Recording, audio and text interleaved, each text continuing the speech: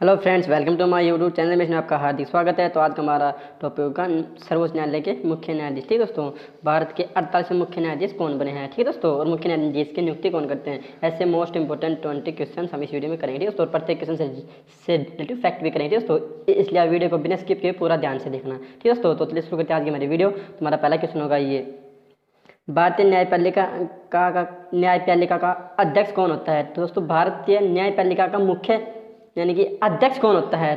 तो दोस्तों, अध्यक्ष कौन होता है, ये होता है भारत का मुख्य न्यायाधीश। दोस्तों, भारत का मुख्य न्यायाधीश भारत की न्यायपालिका का अध्यक्ष होता है। ठीक है दोस्तों, भारत का मुख्य न्यायाधीश chief of justice of India यानी CJI भारतीय न्यायपालिका का सर्वोच्च न्यायालय का अध्यक्ष होता है। ठीक है दोस्तों, ये आपको ध्यान रखना है। नेक्स्ट चलते हैं, नेक्स्ट क्वेश्चन होगा ये, भारत के सर्वोच्च न्यायालय का गठन कब हुआ था, यानी कि भारत के सर्वोच्च न्यायालय कब बनाया गया था। तो दोस्तों, कब बनाया गया था, ये बनाया गया था 28 जनवरी 1950 को। दोस्तों, 28 जनवरी 1950 को हमारे भारत के सर्वोच्च न्यायालय का गठन हुआ था। ठीक है दोस्तों, 26 जनवरी 1950 को भारत का सर्वोच्च न्यायालय अस्तित्व में आया था और इसकी पहली बैठक 28 जनवरी 1950 को हुई थी। ठीक है दोस्तों, 28 जनवरी 1950 के दिन सुप्रीम कोर्ट ने काम करना शुरू कर दिया था। ठीक है दोस्तों, इससे पहले 1 अक्टूबर 1937 को दोस्तों 1 अक्टूबर 1937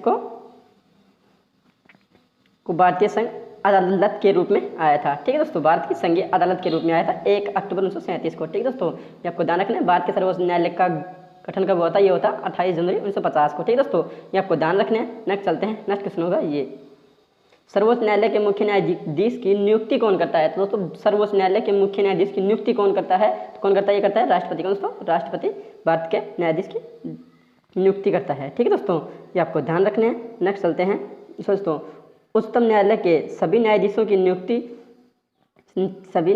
नियुक्ति अनुच्छेद 124(2) के अनुसार राष्ट्रपति द्वारा उच्चतम न्यायालय के परामर्श अनुसार की जाती है। ठीक है दोस्तों, ये आपको ध्यान रखना है। भारतीय मुख्य न्यायाधीश की नियुक्ति के लिए सर्वोच्च न्यायालय के न्यायाधीश की सलाह लेगा, न्यायालय के न्यायाधीशों की सलाह लेगा तथा अन्य न्यायाधीशों की नियुक्तियों के लिए मुख्य न्यायाधीश सलाह लेता है। ठीक है दोस्तों, ये आपको ध्यान रखना है। नेक्स्ट चलते हैं, नेक्स्ट क्वेश्चन होगा ये, उच्चतम न्यायालय के मुख्य न्यायाधीश को पद की शपथ कौन दिलाता है। उच्चतम न्यायालय के मुख्य न्यायाधीश को पद की शपथ कौन दिलाता है, दिलाता है राष्ट्रपति। दोस्तों, हमारे प्यारे राष्ट्रपति दिलाते हैं। ठीक है दोस्तों, ये आपको ध्यान रखते हैं। नेक्स्ट चलते हैं, नेक्स्ट क्वेश्चन होगा ये, भारत के उच्चतम न्यायालय के 48वें मुख्य न्यायाधीश कौन बने हैं। कौन सा 48वें मुख्य न्यायाधीश कौन बने, भारत के उच्चतम न्यायालय के 48वें मुख्य न्यायाधीश कौन बने, ये बने वाई वी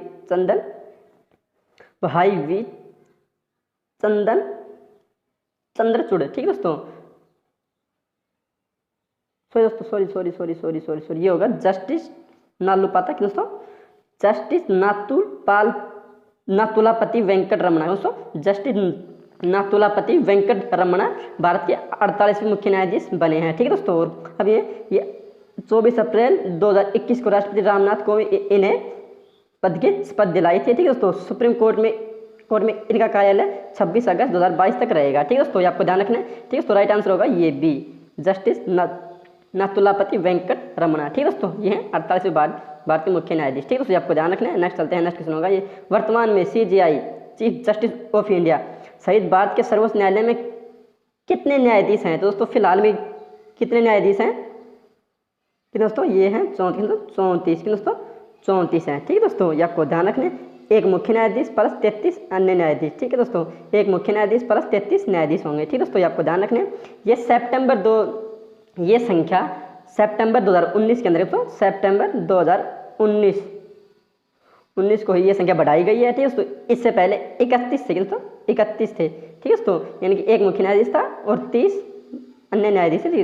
लेकिन अब फिलहाल 24 सितंबर 2019 से एक मुख्य न्यायाधीश और 33 न्यायाधीश यानी कि टोटल न्यायाधीश होते हैं। ठीक है दोस्तों, ठीक है दोस्तों, ये आपको ध्यान रखना है। नेक्स्ट चलते हैं, नेक्स्ट क्वेश्चन होगा ये, सर्वोच्च न्यायालय के मुख्य न्यायाधीश कौन है। दोस्तों, सर्वोच्च न्यायालय के प्रथम मुख्य न्यायाधीश कौन है। दोस्तों, प्रथम कौन है, ये हीरालाल जे कान्या। दोस्तों, हीरालाल जे कान्या सर्वोच्च न्यायालय के पहले मुख्य न्यायाधीश थे। ठीक है दोस्तों, ये आपको ध्यान रखना है। नेक्स्ट चलते हैं, नेक्स्ट क्वेश्चन होगा ये, भारत के मुख्य न्यायाधीश कब तक पद पर रह सकता है। दोस्तों, भारत के मुख्य न्यायाधीश कब तक पद पर रह सकता है, ये रह सकता है 65 वर्ष की आयु। दोस्तों, 65 वर्ष की आयु तक अपने पद पर रह सकता है। ठीक है दोस्तों, उच्चतम न्यायालय के मुख्य न्यायाधीशों की सेवानिवृत्ति की आयु 65 वर्ष होती है। न्यायाधीश केवल महाभियोग, दुर्व्यवहार या असमर्थता के सिद्ध होने पर संसद के दोनों सदनों के दोस्तों संसद के दोनों सदनों के द्वारा तिहाई बहुमत से पारित प्रस्ताव के आधार पर ही राष्ट्रपति द्वारा हटाया जा सकता है। ठीक है दोस्तों, ये आपको ध्यान रखना है। नेक्स्ट चलते हैं, नेक्स्ट क्वेश्चन होगा ये, भारत के मुख्य न्यायाधीश का वर्तमान वेतन क्या होता है? तो उसके होता है 2,80,000 प्रति माह। ठीक है दोस्तों, 2,80,000 प्रति माह भारत के न्यायाधीश का वेतन होता है। ठीक है दोस्तों, ये आपको ध्यान रखना है। सुप्रीम कोर्ट के मुख्य न्यायाधीश को 1,80,000 रुपये प्रति माह प्लस उनके लिए निधि अन्य भत्ते मिलते हैं। ठीक है, तो सुप्रीम कोर्ट के अन्य जजों का वेतन 2.5 लाख रुपये यानी कि 2,50,000 प्रति माह होता है।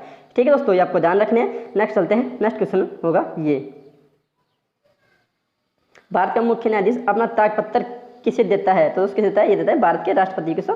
भारत के मुख्य न्यायाधीश अपना त्यागपत्र भारत के राष्ट्रपति को देता है। ठीक है दोस्तों, ये आपको ध्यान रखना है। नेक्स्ट चलते हैं, नेक्स्ट क्वेश्चन होगा ये, सर्वोच्च न्यायालय के जजों का वेतन किससे आहरित होता है? तो दोस्तों किससे आहरित होता है? यह संचित निधि से आहरित होता है सर्वोच्च न्यायालय के जजों का वेतन। ठीक है दोस्तों, संचित निधि से रिलेटिव मोस्ट इंपोर्टेंट फैक्ट देख लेते हैं। अनुच्छेद 266 एक के अनुसार सरकार को मिलने वाले सभी राजस्व जैसे सीमाएं शुल्क, तो सीमाएं शुल्क, उत्पाद शुल्क, आयकर, संपदा शुल्क, अन्य कर एवं शुल्क और सरकार द्वारा दिए गए ऋणों की वसूली से जो धन प्राप्त होता है वे संचित निधि में जमा किए जाते हैं। संसद की स्वीकृति के पश्चात सरकार अपने खर्चों का वहन इसी निधि से करती है। ठीक है, तो इसलिए इसे भारत की संचित निधि कहा जाता है। ठीक है दोस्तों, ये आपको ध्यान रखना है। ये था मोस्ट इंपोर्टेंट फैक्ट है दोस्तों कि किसे संचित निधि से रिलेटिव। ठीक है दोस्तों, नेक्स्ट चलते हैं, नेक्स्ट क्वेश्चन होगा ये, भारत के उच्चतम न्यायालय में न्यायाधीशों की संख्या बढ़ाने का अधिकार किसके पास है? तो किसके? यह है भारत की संसद के पास है। तो भारत में उच्चतम न्यायालय में न्यायाधीशों की संख्या बढ़ाने का अधिकार भारत की संसद के पास होता है। ठीक है दोस्तों, ये आपको ध्यान रखना है। नेक्स्ट चलते हैं, नेक्स्ट क्वेश्चन होगा ये, भारत के सर्वोच्च न्यायालय की पहली महिला न्यायाधीश कौन थी? दोस्तों कौन थी? ये थी फातिमा बीबी। कौन दोस्तों? फातिमा बीबी, या इसका पूरा नाम होगा मीरा साहिबी फातिमा बीबी, इसका पूरा नाम होगा। ठीक है दोस्तों, बात करते हैं फैक्ट की, तो सुप्रीम कोर्ट की पहली महिला मुख्य न्यायाधीश और भारत की पहली महिला मुख्य न्यायाधीश ये केरल से थी दोस्तों। कहाँ से? केरल से थी दोस्तों।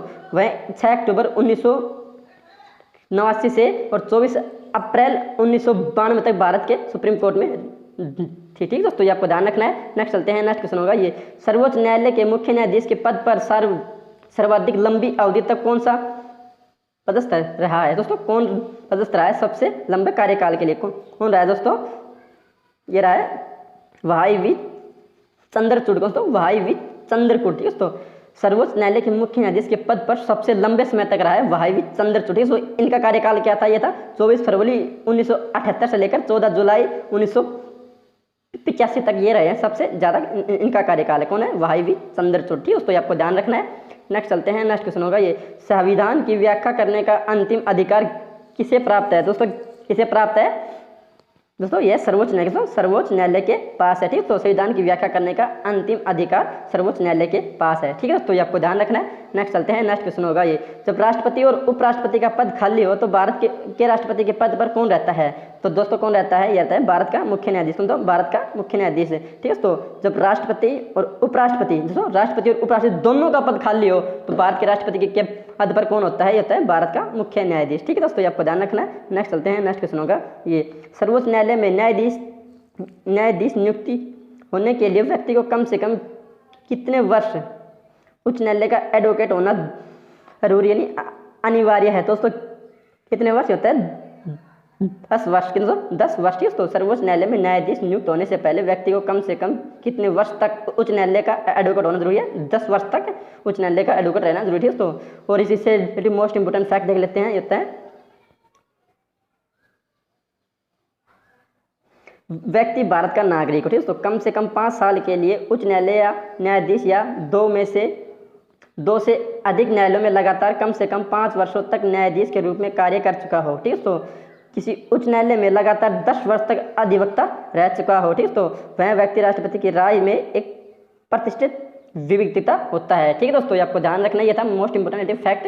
नेक्स्ट चलते हैं, नेक्स्ट क्वेश्चन होगा ये, सर्वोच्च न्यायालय के न्यायाधीश भारत के राष्ट्रपति द्वारा हटाए जा सकते हैं? सर्वोच्च न्यायालय के न्यायाधीश राष्ट्रपति द्वारा हटाए जा सकते हैं। दोस्तों कैसे हटाए जा सकते हैं? ये संसद में महाभियोग प्रस्ताव पारित होने पर, दोस्तों संसद में महाभियोग प्रस्ताव पारित होने पर सर्वोच्च न्यायालय के न्यायाधीश राष्ट्रपति द्वारा हटाए जा सकते हैं। ठीक है दोस्तों, न्यायाधीशों को केवल महाभियोग, दुर्व्यवहार या असमर्थता के सिद्ध होने पर संसद के दोनों सदनों द्वारा 2/3 बहुमत से पारित प्रस्ताव के आधार पर ही राष्ट्रपति द्वारा हटाया जा सकता है। ठीक है दोस्तों, ये आपको ध्यान रखना है। नेक्स्ट चलते हैं, नेक्स्ट और हमारा फाइनल क्वेश्चन है ये, भारत के उच्चतम न्यायालय को क्या दोस्तों, उच्चतम न्यायालय को प्रारंभिक अपीलीय और प्रदर्शित क्षेत्र है। ठीक तो क्या है, भारत के उच्चतम न्यायालय को क्या कहा जाता है? तो प्रारंभिक अपीलीय और प्रदर्शित क्षेत्र कहा जाता है, क्षेत्राधिकार कहा जाता है। ठीक तो ये थे हमारे most important 20 most important question. ठीक तो ये वीडियो आशा करूँगा कि वीडियो आपको बहुत पसंद आई हो। ठीक तो और ये वीडियो आपको जरा सी भी अच्छा लगे तो अपने ये वीडियो अपने प्यारे दोस्तों के साथ शेयर जरूर करिएगा। ठीक तो और अगर आप चैनल पर नए हैं तो चैनल को सब्सक्राइब जरूर कीजिएगा। ठीक तो नेक्स्ट वीडियो फिर मिलते हैं। लव यू गाइस, जैसे अपना प्यार बनाए रखना। ठीक तो